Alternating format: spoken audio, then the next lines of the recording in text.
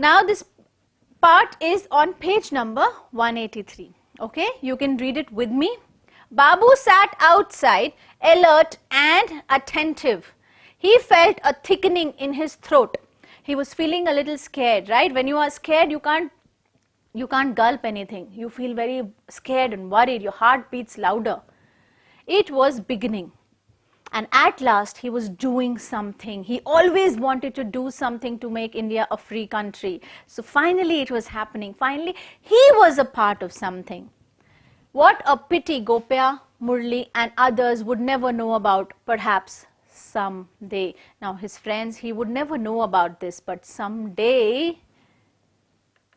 He checked himself and kept his eyes and mind on the road outside. He always was a very alert guy. So he kept his eyes on the road so that no one comes in. It was deserted. Deserted means fully empty. There was no one on the road. In a little while, the 9 o'clock siren went off. Okay. Babu thought for the first time that day of the war being fought all over the world. So 9 o'clock siren came out and he was thinking of the day when the entire country was on the war. And suddenly coming out of his reverie, what is reverie? Reverie means a condition of being lost in the dreamy, pleasant thoughts. Sometimes when you're thinking, you just get lost in your thoughts, right? And suddenly something happens, a bell rings or your alarm rings. Something happens. He tensed. He got really tensed and worried. A man riding a bike got off and stopped right outside their gates. A man came and stopped right outside their gate. But it was only to light a cigarette, it seemed. But it seemed that he only wanted to light a cigarette and go. Babu could see the match flaring, then the glow in front of the man's face. He saw that he lit the match and that match light came in front of his face. So he thought this guy is just stopped, he's going to have a cigarette and he's going to go. He was really tensed. The small point of light moved as the man got on his bike and rode away. Now the man got on his bike and he moved away. He had just stopped to light his cigarette. One more bike. Babu flung himself inside.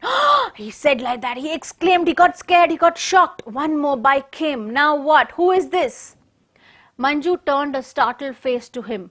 Someone's coming in, and there was silence. Now when he got a shock and he got up, Manju came to him. You know, she saw his face and she asked what happened. And then they saw that man was coming towards them. There was complete silence at that point. From inside the puja room, their faces looked at him blankly. Now from the puja room they could all see them, and when they saw them, their faces looked blank without any expression. What do you call it? Expressionless. The dim light giving them a peculiar look. Now those people were giving them a peculiar look, a strange look, puzzled look. Shadows quivered and danced as the wick in the oil lamp flickered and fizzed.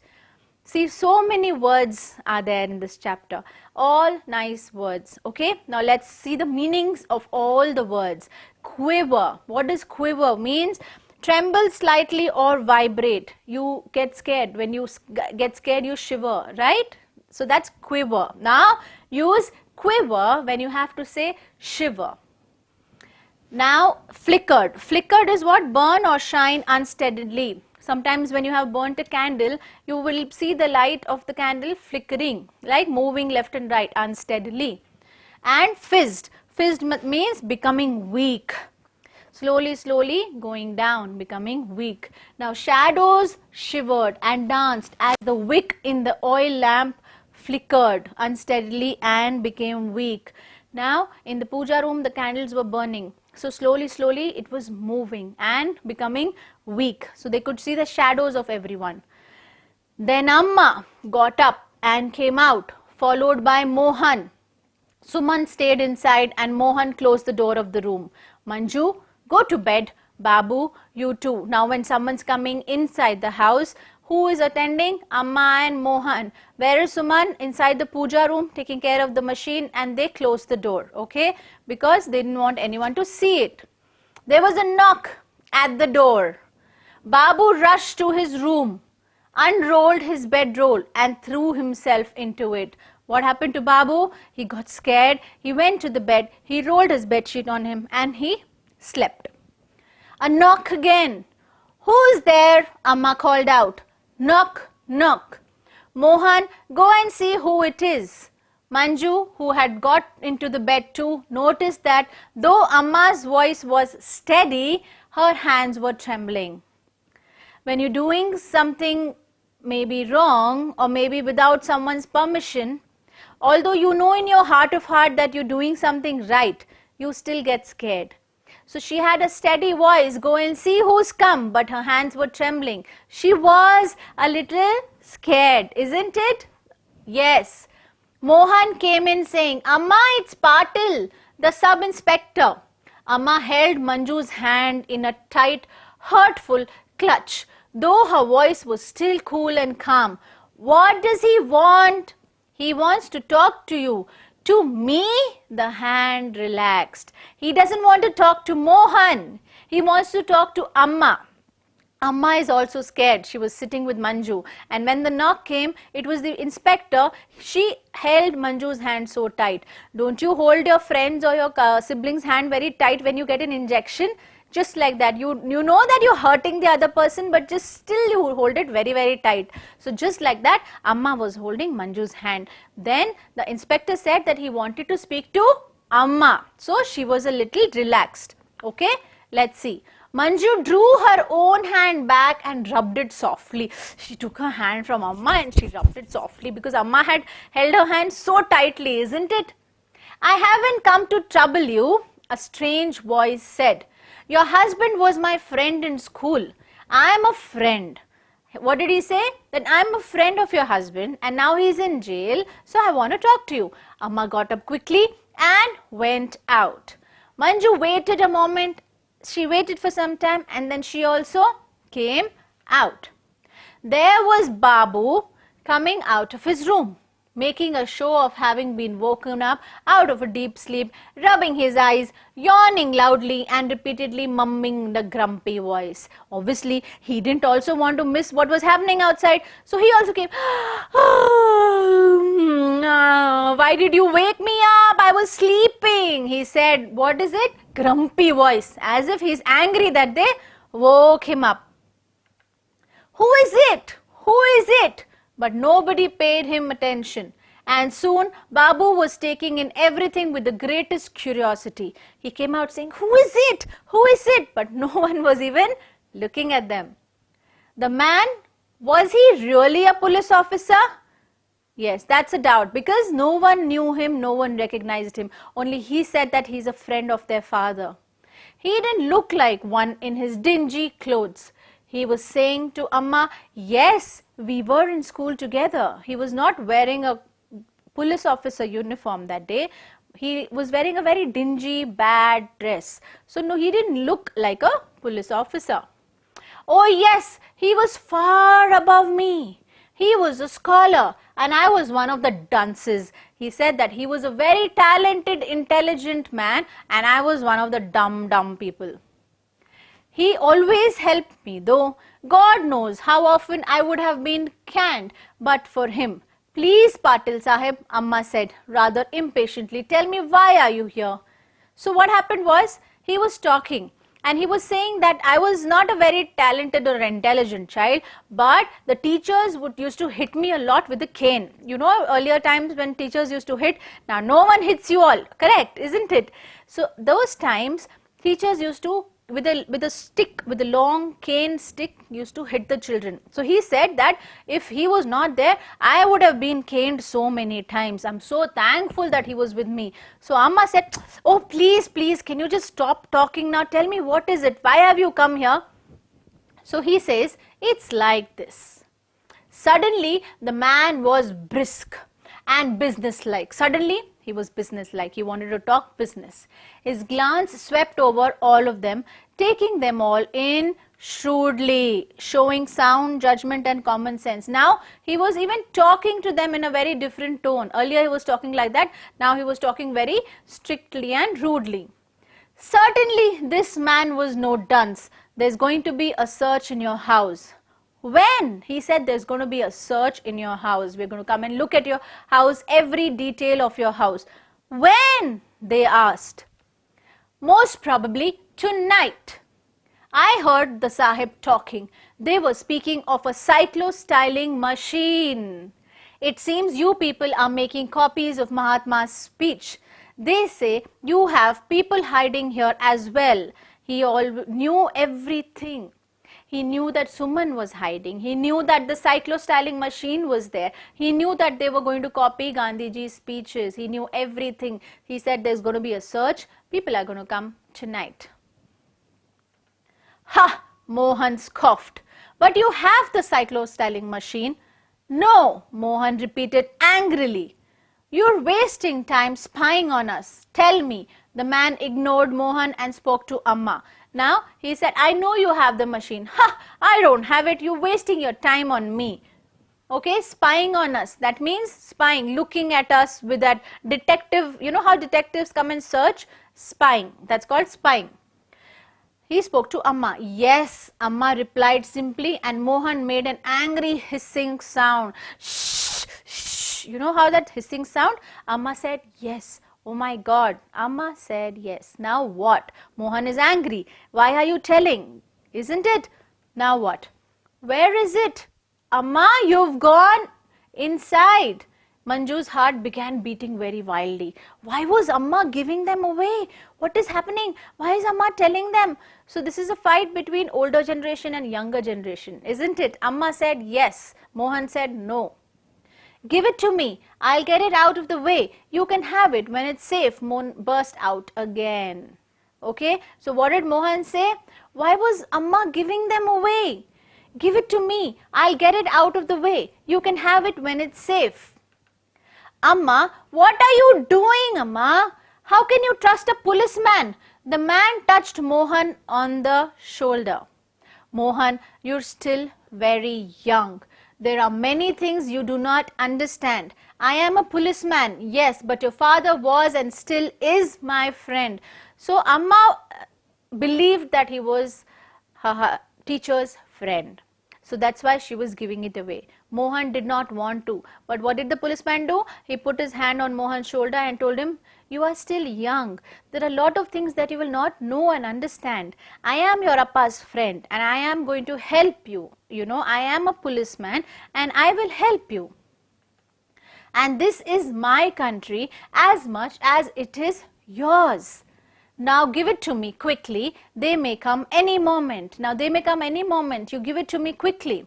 Amma opened the door of the puja room and said, Suma. Suman emerged, wiping her face with her sari, looking anxiously at them. She was wiping her face with her sari because obviously she was also scared. Now he said that before they all come and take it and put you into the jail, give me the cyclo-styling machine. So Amma went in, where Suman also was worried and scared. Come in, Amma beckoned to the man. What did she tell the man? Come in. It's here. Suman stared at Amma and the man in bewilderment. That means in puzzled or confused state. Suman didn't know what happened outside, isn't it? So Suman was amazed. He was like, what's happening? How is Amma getting this man inside the puja room with the cyclo-styling machine? Amma smiled at her and said, you've got to get away, Suman. Take away all that material, Mohan, will you? She said, take it away. Come on. Now we have to get done with it. Okay? Mohan stared at Amma, at Suman, and finally at Patel. What was Mohan doing? Nothing was in his hands. He was just staring at Amma, at Suman, and at Patel, who stared steadily back at Mohan. Patel also was looking at Mohan, and suddenly the two smiled at each other. Okay, Amma, Mohan said, and ducked into the puja room. He lugged the machine out and gave it to Patel. What did he do? He pulled it or dragged it he pulled it because they had hidden it inside, right? So he pulled the machine out and gave it to Patel, sir. Do you have a largish bag with you? That means a big bag, a big, largish, largish. With you? The man asked. Manju, Amma began, but Babu had already got it. That's fine, the man said, and then they were gone. Who all went? Patel, Mohan and Suman. They all walked out. The house seemed unbelievably quiet after the earlier intense activity. Let's go back to the bed, Amma suggested. Mohan came back shortly. Suman? Mohan asked him anxiously. She's all right. So they asked him, how's Suman? They said, she's all right, don't worry. Okay, now everyone's back. They had a very tense situation just few minutes back. Now let's see what happens. Go to bed, Manju, Amma said. Bed with the police about to come? But nevertheless, she did drop off at some time and came out of her sleep with a jerk to hear a loud knock at the door. Just after some time, when they had just gone to sleep, what happened? They heard a loud knock on the door. It was repeated like so many times. Knock, knock, knock, knock. You know the kind of knock, right? I mean, if it's a soft knock, you know someone's not angry or hasty. And if it's a loud knock, tuck, tuck, tuck, tuck, you know some police guy or someone who is very agitated is coming to your house. Manju sat up in sudden fright. She was scared. Amma patted her comfortably. Who is it? She asked loudly. Open the door, a strange voice ordered. Mohan, see who is it, Amma said. Now who can it be? Can you guess, children? It was like going through something all over again, just like that policeman episode, how he knocked and came in. It was like going through like that. But this time they knew for sure it was not a friend standing out there. No need for Mohan to announce. Amma, it's the police. So he was right. Patel was right that the police was supposed to come. And good that he took that and went away. Isn't it? Yes. So they were saved. If they had seen the cyclostyling machine in their house, they all would have been caught again. So Patel had come in the correct time and saved them. So this is a very nice short story from the pre-independence era. Correct? I hope you understood this story. Let's solve some questions now. Questions are all on page number 185. Solve it with me. All the answers are in the app. Please use it very nicely. Question 5. What was there in the mysterious parcel? What suspicion did the police have about that? There was a cyclostyling machine in the mysterious parcel. The higher officer knew about the cyclostyle machine and a number of copies of Mahatma's speech were distributed in that town. They wanted to know where that machine was and who were the people doing all these things. So they talked to themselves. That night they may have attacked their house with a search warrant, and if they would have found the cyclostyling machine in their house, everyone would have got arrested. Why had Patel, the sub-inspector, come there? Who believed him and what was the result? Patel was the sub-inspector of police. He was the friend of the teacher. So he wanted to help them. He came and explained the situation. It was a safer side if they handed over or if they gave the machine to him. They may escape from arrest. Amma believed him and handed over that machine to the police officer before the other police officer with the search warrant came in. Question 7. What do you think is the writer of the incident trying to impress upon the readers? What is the writer trying to tell us?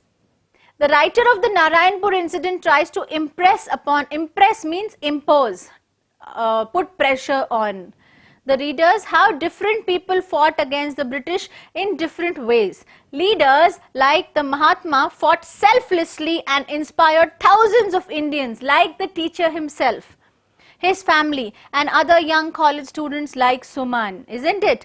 More significantly, there were people like Patel who belonged to the system but had their hearts in the freedom struggle. They belonged to the system. He was the police officer himself, but he was with these people to see India as a free country. In fact, their situation was pitiable. They didn't want to be in that force, but they had no option.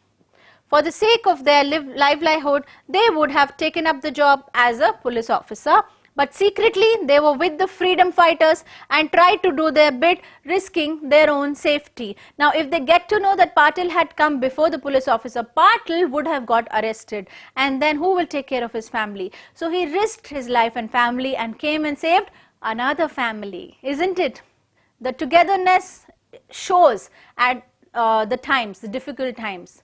So even in these times where we have just crossed the COVID pandemic time that we have crossed, we would have seen how families were helping each other, isn't it? How if a person is positive, is restricted in their house, how everyone, all the neighbors came and gave them groceries, helped them, and did everything they could to be with them. So that's what our country is great about, isn't it? To help in times of need.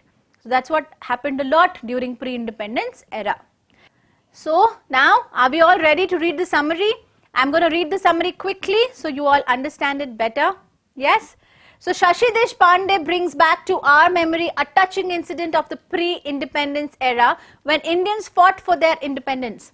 In what is titled Narayanpur incident, we see the family members of an imprisoned teacher, a freedom fighter, continuing his struggle in their own way. His 18-year-old son Mohan, a college student, along with other students like Suman, take the lead role in the silent protest which march of the students and submits a notice to be served to the collector, compelling him to ask the government to quit India. His mother, the teacher's wife, encourages the students' endeavour by allowing them to keep a cyclo-styling machine in the puja room. Together they make copies of Mahatma's speech. 13-year-old Babu and 11-year-old Manju play the role of guards to see if anyone has come into the house. Alright? As they feared, someone does come to the house, and to their dismay, they realize that it is a police inspector Patel. However, soon there is relief because Patel speaks about being a friend of the imprisoned teacher and warns the family that there would be a police raid, most probably the same night. He offers to take the cyclo-styling machine with him so he as to return it to them after the search of the house by the police is over. Even as the others find it tough to believe that he is a friend, Amma believes him and does as he says. Suman also leaves the house on hearing that the family is suspected of hiding people who are freedom fighters. Patel's word turn out to be true. And when the story ends, we see that the police have come to the house with the search warrant. This time, the family knows who are at the door and is well prepared with the responses. Thus, we see that the timely help of a secret supporter of Quit India movement, who is also a well-wisher of the family, saves the family. Yes, the family is saved by a secret helper. Okay, so very simple and nice story of Narayanpur incident. Take it as a story. Read it as a story. So it will be very easy for you to answer the questions, okay, as an exam point of view. But always remember, there are a lot of these kind of incidents. People have gone through a lot of struggles at that time, and that's why today we are standing in our free country. Hats off to all of them. Respect to all of them. So I hope you understood the chapter, children. All the question answers are done. Quiz is there in the app. Please solve them. I will personally check them. I sign out here. Kashish Chuk. I'll see you soon with another chapter. Bye-bye.